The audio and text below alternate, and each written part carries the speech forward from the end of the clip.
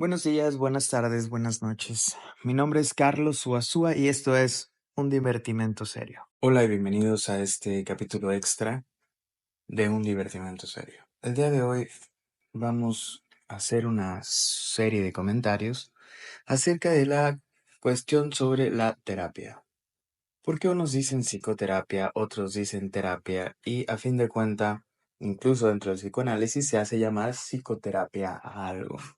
No voy a ir muy a fondo, pero partiré de una cita de la que discutí un poco en el capítulo anterior.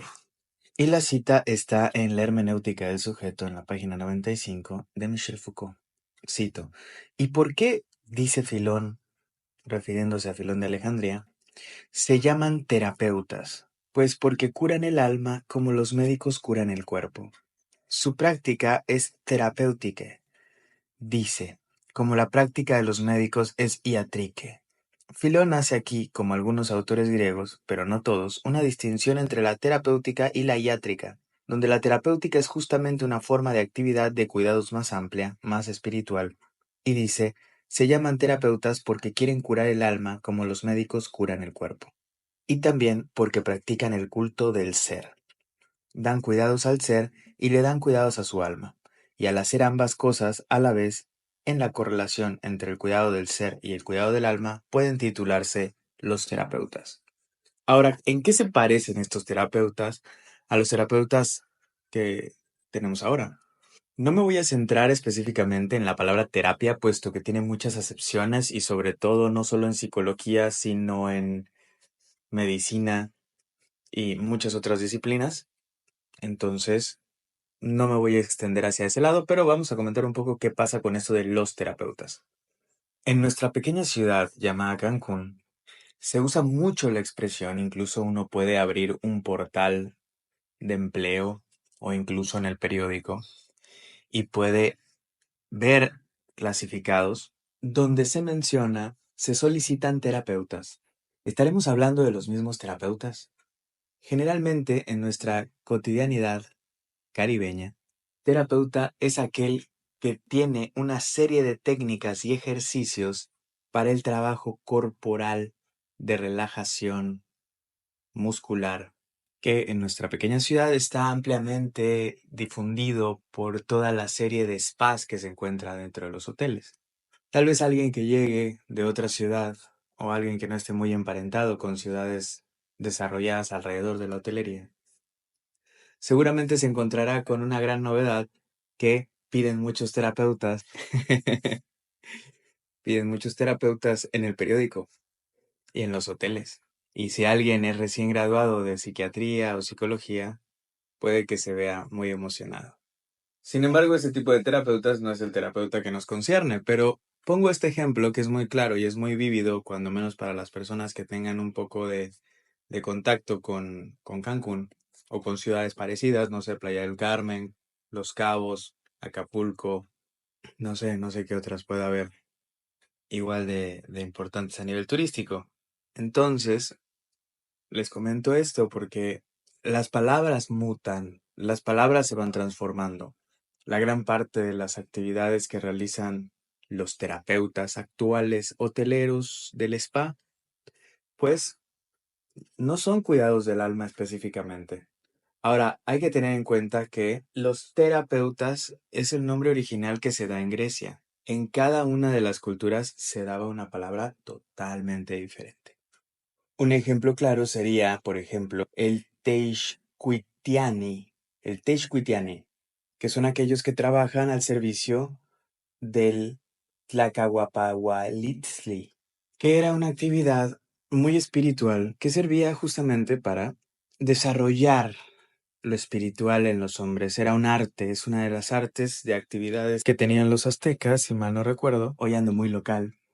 Hablo de nuestras culturas prehispánicas y un poco de nuestra contemporaneidad caribeña. Tal vez la cuarentena nos hace extrañar un poco eso que yace allá afuera, aquello que ha quedado suspendido, aquello que ha quedado en pausa. Bueno, prosiguiendo con esta cuestión de los terapeutas, y uno se podría preguntar, bueno, entonces si hay perfectamente terapeutas a nivel de lo griego, y por ejemplo también este personaje que es el personaje del terapón, Recordemos el personaje del Terapón. Algunas etimologías mencionan que era esclavo, otros mencionan que no era esclavo. No se sabe muy bien todavía. Pero lo que sí se sabe es que el Terapón era un acompañante muy particular, no cualquier acompañante. Era un acompañante que iba con el guerrero a la guerra. Podía servir de escudero, podía ayudar a portar estas armaduras, ayudaba a colocarlas, pero más que este ritual de escudero, muy al estilo medieval, era una relación íntima con el guerrero. El terapón iba a la batalla con el guerrero en cuestión. Habría que leer un poco de la Ilíada y la Odisea. El mismo Aquiles tiene un terapón. De ahí dicen que viene la palabra terapeuta. Y el terapón acompañaba en diálogos también. Era un acompañante que sostenía la carga, vamos a decirlo así, psíquica o espiritual que tenía el guerrero. De ahí también es que ha salido la idea de una de las prácticas que más me ha interesado descubrir, además del psicoanálisis, y que justamente va surgiendo mucho en el cono sur de nuestro continente. Y poco a poco se ha ido desarrollando y ya tiene más prevalencia en México y esperemos que próximamente podamos hacer algo aquí en Cancún con respecto a el acompañamiento terapéutico.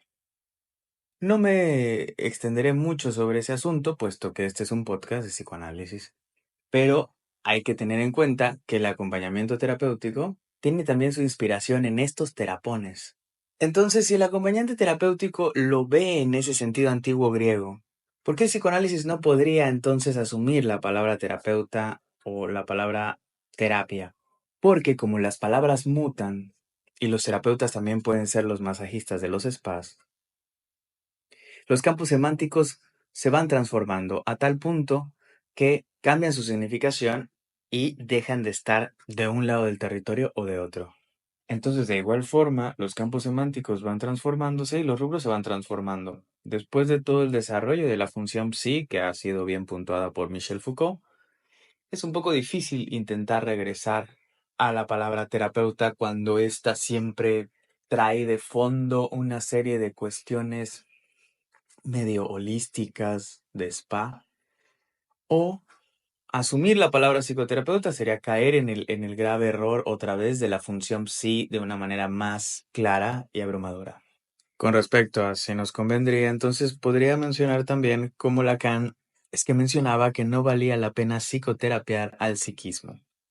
Eso es algo que menciona Luz en el texto de Psychanalysis. Bueno, cada quien tendrá que sacar su conclusión acerca de eso. Lacan mencionaba que no valía la pena psicoterapiar. Alush y algunos otros se sostienen desde la crítica que Foucault hace a la función psi. Por eso es que ya no vale la pena ni siquiera tomar en cuenta el psicoanálisis como una psicoterapia. Si es que estamos partiendo de que el psicoanálisis intenta despegarse de esa función psi, de ese ejercicio de poder. Para concluir, quiero agregar una serie de citas de François Dolto, solo para meter un poco más de ruido sobre la cuestión de terapeuta, psicoterapia, psicoanálisis, por qué se toma la palabra, por qué no se toma la palabra. Yo he dado mis comentarios, les mostraré ahora un poco de lo que François Dolto toma en cuenta. En el libro ¿Tiene el niño derecho a saberlo todo?, de François Dolto, en el capítulo 25 se llama Psicoterapia, Psiquiatría, Reeducación, Psicoanálisis. Y ella, tomando en cuenta estas etimologías que hablamos en el capítulo del lunes, toma en cuenta la siguiente cosa. Además de prescribir medicamentos, el psiquiatra aconseja a veces una psicoterapia que él mismo lleva a cabo o que encomienda a otro. Dolto está explicando este tipo de cosas porque siempre hay que hacer este tipo de distinciones. La gente siempre tiene ciertas dudas sobre esto y bueno, con respecto a la psiquiatría o al psiquiatra, eso dice. Y también menciona que el psiquiatra es el que tiene que estar a cargo de examinar el estado neurológico del enfermo. Tan, tan. Ese es el trabajo del psiquiatra. Evaluar el estado neurológico del enfermo, prescribir medicamentos si es necesario. Por otro lado, menciona los psicólogos están en todas aquellas partes en que la gente vive junta: trabajo, escuela, hospital, cárceles. Los psicólogos someten a test a la gente para apreciar las aptitudes de quienes examinan, evaluando inteligencia, habilidad manual, la sensibilidad, la resistencia, el cansancio, etc. También hacen test de personalidad. Los psicólogos se ocupan sobre todo de la población sana. Y hay una pregunta que le hacen a Dolto, que es, bueno, ¿y qué hay de los psicólogos que hacen psicoterapia? Y Dolto les menciona, bueno, aquellos que se han formado para ese fin y que tienen contactos fáciles con los pacientes, con los niños en este caso, porque recordemos que Dolto tenía un gran interés en la práctica clínica con niños. Y entonces le preguntan, ¿qué es una psicoterapia? Esta es la respuesta de François Dolto. Y contesta, es una serie de conversaciones. Se habla, el psicoterapeuta escucha, infunde confianza, permite expresar lo que no marcha bien en los estados de ánimo de un sujeto y sus relaciones con los demás. Cuando uno puede confiar en alguien, cuando uno está seguro de su discreción, encuentra ayuda. Luego le hacen una pregunta muy interesante. ¿Qué diferencia hay entre una psicoterapia psicoanalítica y un verdadero psicoanálisis? Y ella hace una distinción que podríamos estar de acuerdo o no, pero es muy interesante el modo en el que Dolto se pone el criterio que tiene. Y en su respuesta comienza a decir que justamente la diferencia tendrá que ver con que si es en cara a cara o es en el diván para el psicoanálisis. Es interesante que la postura de Dolto sea esta, aunque en realidad, pues, puede hacerse un psicoanálisis sin ningún problema cara a cara. El punto es el dispositivo, como ya lo hemos hablado en otro capítulo. En el capítulo justamente que se llama el dispositivo. Pero la parte fundamental que me gustaría indicar de esto que menciona Dolto, quiero aclarar que no porque esté citando a Dolto, no porque cite otros autores quiere decir que estoy completamente de acuerdo con ellos, o que estoy de acuerdo con ellos, o no estoy de acuerdo con ellos. Intento mostrar diferentes puntos para que podamos ir construyendo un criterio propio cada quien. Con respecto a la diferencia, ella menciona de la formación, dice que la diferencia proviene de la formación del psicoterapeuta.